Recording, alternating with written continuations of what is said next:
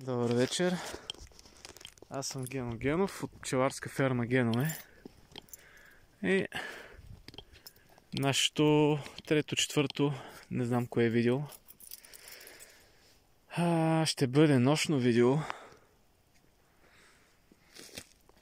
Ще трябва да сложа едни кабели на соцсистемата. Можем и да отворим някой кошер. Много обичам вечер да отварям кошери. Защо? Защото се виждат много добре семействата. Много приятно е да се отварят вечер кошери. Тук имам един дядо, 12 рамко. Ето го семейството, то е доста напред.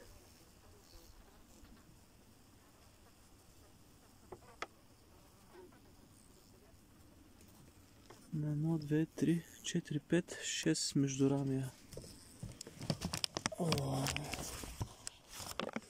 Обикновено тук са ми най-така приятните семейства, може да се каже.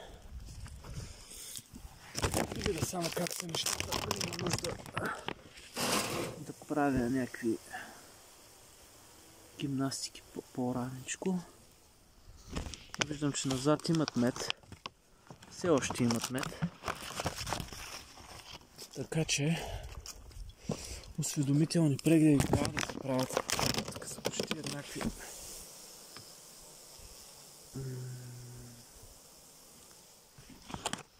Имат мед още. Което така трябва да бъде.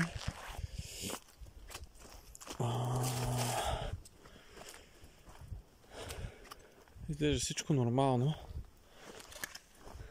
Важно е навсякъде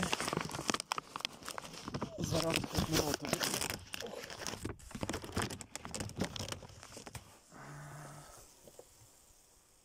Така. Няколко семейства ще отворя. Колкото да видя дълго е. Ой. Тук са тежката артилерия на този пчелин. Поемах предвид, ами не са от най-слабичките.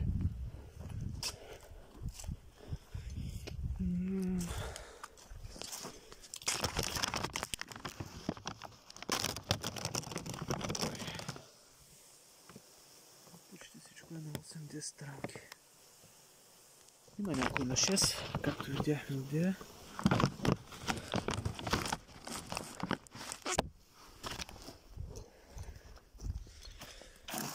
Добре сега.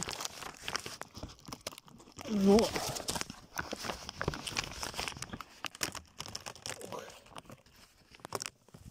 колко има 8. Тежки. Има мед. Ама като че ли трябва да се добави малко тук. И първо стопляне трябва да се отворят всички кошери. Вечер се виждат най-добре нещата, когато са малко по-прибрани пчелите. И така, наистина трябва да има олето. Не би да има борбичка. Нещо се опитало да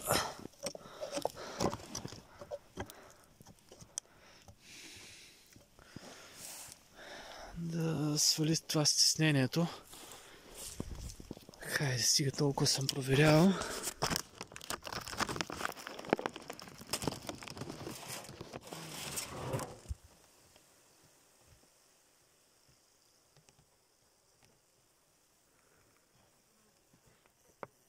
Тук вече последните две рамки светят. Всички са на 8, 9 рамки, 10. Ама Има и на 6 на 7. И така. Този пчелин много добре върви. Но ще трябва да се добавят пици с мед. Имам в склад. Като нещо.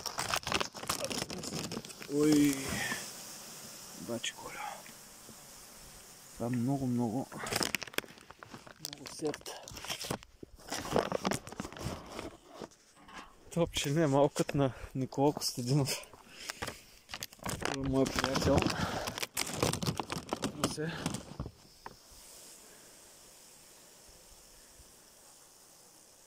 Където бяхме на гости и видяхме толкова силни пчелни семейства.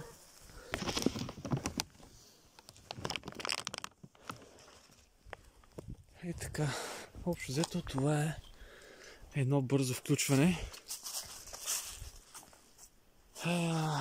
Чао за сега. Ще трябва при първо стопляне да се вземат мерки. Тук имаме кабели за сод.